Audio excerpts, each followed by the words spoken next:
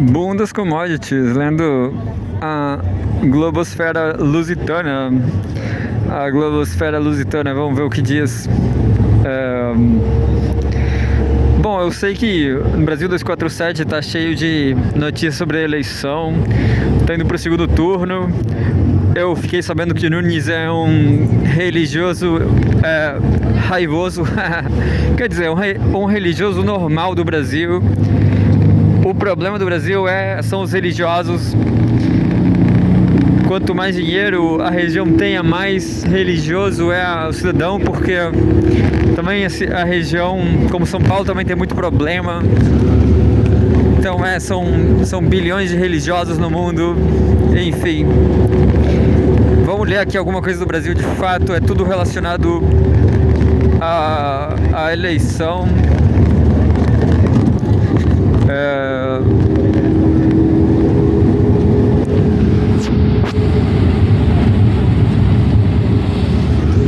Brasil, de fato, início política, conquista. Ocupar esse lugar agora é de suma importância, diz primeira vereadora indígena de Florianópolis. Ingrid Satere Mauê, do PSOL, recebeu 3.430 votos. Ela já havia concorrido ao cargo de governadora em 2018.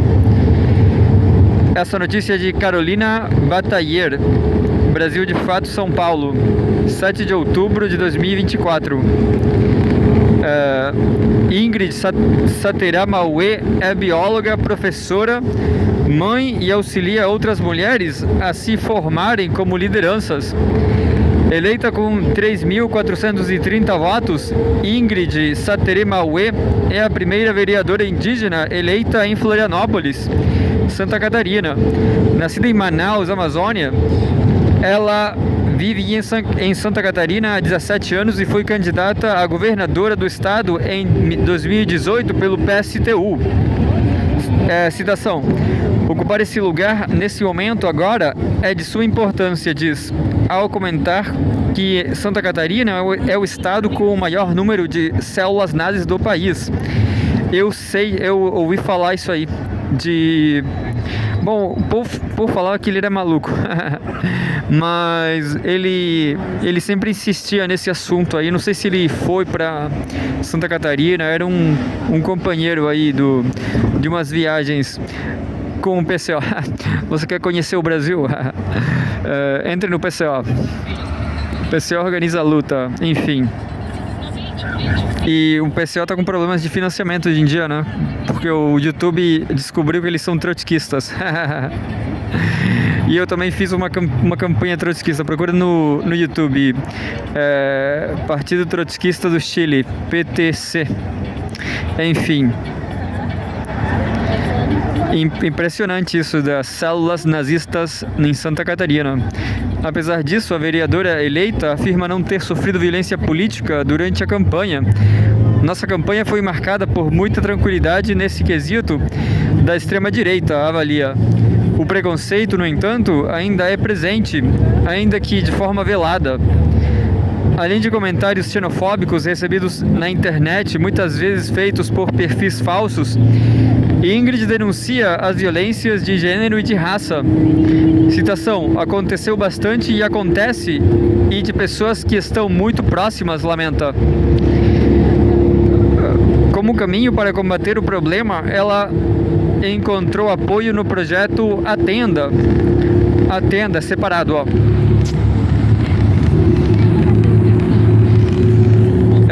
Voltado para a formação de lideranças femininas. Além de ter sido atendida pelo projeto, ela atualmente presta serviços junto ao grupo, frequentando escolas e outros espaços de encontro com mulheres para falar sobre violência de gênero. A gente está aqui firme, forte e combativa para não deixar que essas pessoas nos desestabilizem ou nos desanimem. Professora, bióloga e mãe de 2 crianças, e de um adolescente, Ingrid ressalta a relevância da conquista. Citação: para que de fato a gente possa ter a verdadeira voz dos povos indígenas naquela tribuna, trazendo uma perspectiva realmente de como nós, povos indígenas, produzimos ciência com total responsabilidade e sustentabilidade, diz. A edição é de Martina Medina. Vamos ler mais sobre indígenas. Tem duas relacionadas, mas vamos ler a mais polêmica, eu acho, do Brasil de fato também.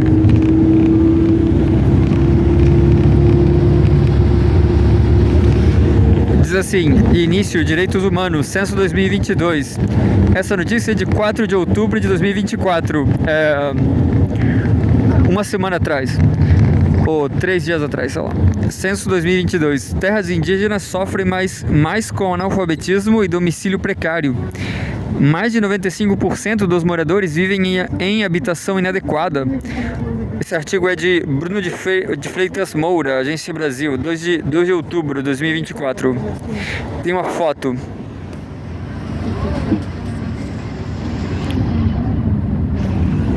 O IBGE identificou que dos domicílios com ao menos um indígena, 91,93% são casas, patamar superior à média da população brasileira, 84,78%. A população indígena brasileira, especialmente a que mora em território delimitado, apresenta os piores índices de alfabetização. Vive em habitações com mais precariedades que o total da população do país e tem menor acesso a registro de nascimento em cartório. A constatação faz parte de um suplemento do Censo 2022, divulgado nesta sexta-feira, 4, pelo Instituto Brasileiro de Geografia e Estatística, IBGE. O levantamento apurou informações de alfabetização, registro de nascimento e características de domicílios de 1.694.836 pessoas indígenas, 0,83% da população brasileira, sendo 622.844 vivendo em terras indígenas TIS, e 1.071.992 fora de território demarcado. O critério usado pelo IBGE para uma pessoa ser considerada indígena foi a autodeclaração, ou seja, a forma como a pessoa se reconhece. Citação: a gente tem duas perguntas para capturar o pertencimento indígena. A primeira: sua cor ou raça é branca, preta, amarela, parda ou indígena? E aí, caso a pessoa esteja em uma localidade indígena e tenha respondido que a cor ou a raça dela é branca, preta, amarela ou parda, a gente faz uma pergunta de cobertura, que é, citação: você se considera indígena? Explica a coordenadora do Censo de Povos e Comunidades Tradicionais, Marta Antunes. Tem uma foto de Surucucu de Roraima. Eu acho que é Roraima. Eu esqueci o que é RR.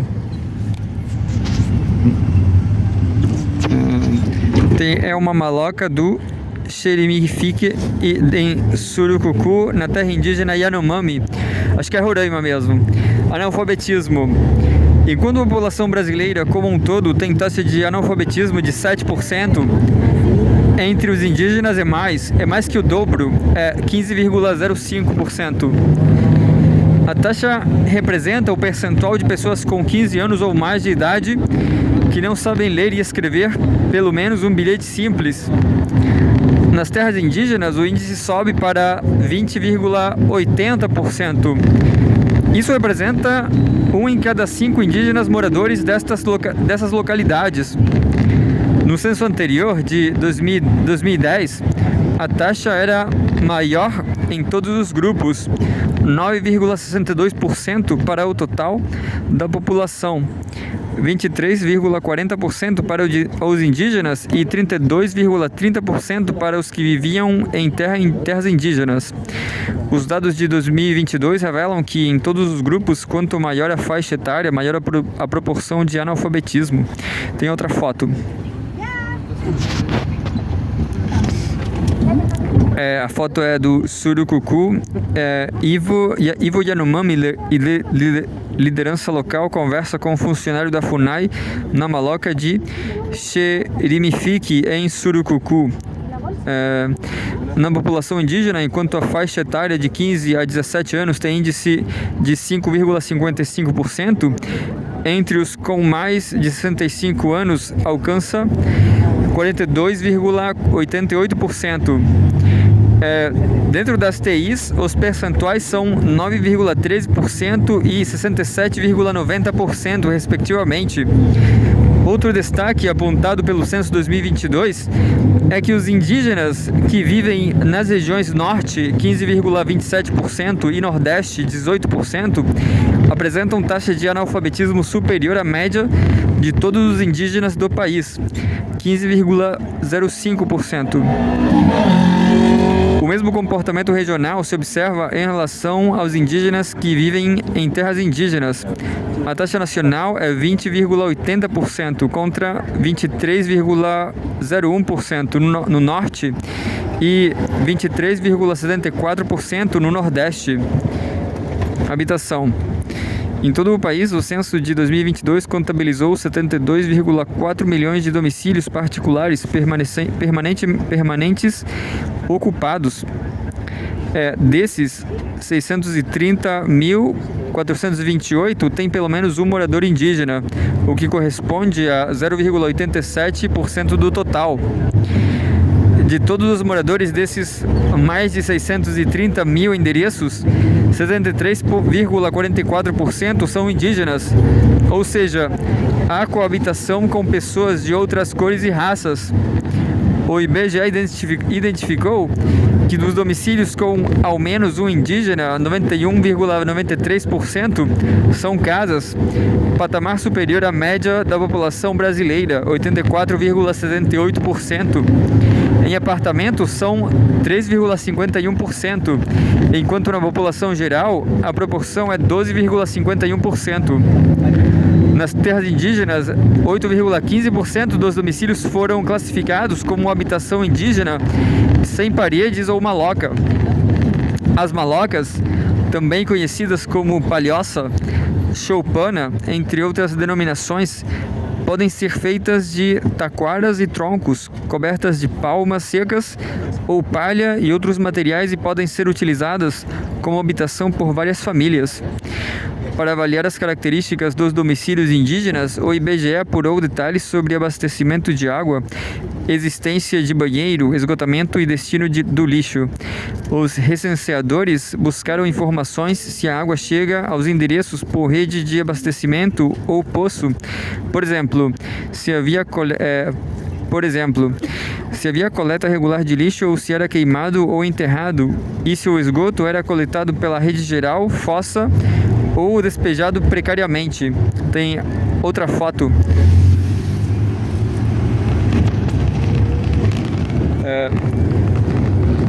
Crianças nos arredores da Casa da Saúde de Saúde do Índio, que presta acolhimento aos indígenas. A análise não foi feita em relação às habitações indígenas sem paredes ou malocas. Citação: a gente não espera encontrar banheiros de uso exclusivo e alguns tipos de soluções de saneamento básico. Esses domicílios demandam soluções muito diferenciadas, justifica Marta Antunes. Precariedades. Em relação ao abastecimento de água, 93,97% da população brasileira tinha distribuição até dentro do domicílio, seja por rede geral, poço, fonte, nascente ou mina encanada. Entre os indígenas, o percentual cai para 63,21%. Nas terras indígenas, a redução é ainda maior, ficando apenas 30,76% dos moradores com abastecimento dentro de casa. A pesquisa censitária revela que apenas 0,5% dos domicílios do país não tinha sanitário. Entre os domicílios de indígenas, eram 5,06%. Especificamente em terra indígena, 18,46%. Nas terras indígenas, 85,42% dos moradores tinham esgotamento por fossa rudimentar, buraco, vala, rio, córrego, mar ou outra forma inadequada. Entre o total de indígenas, a marca era 60,17%, enquanto na população geral se reduzia a 23,82%. Cerca de 90% dos brasileiros contavam com coleta direta ou indireta de lixo.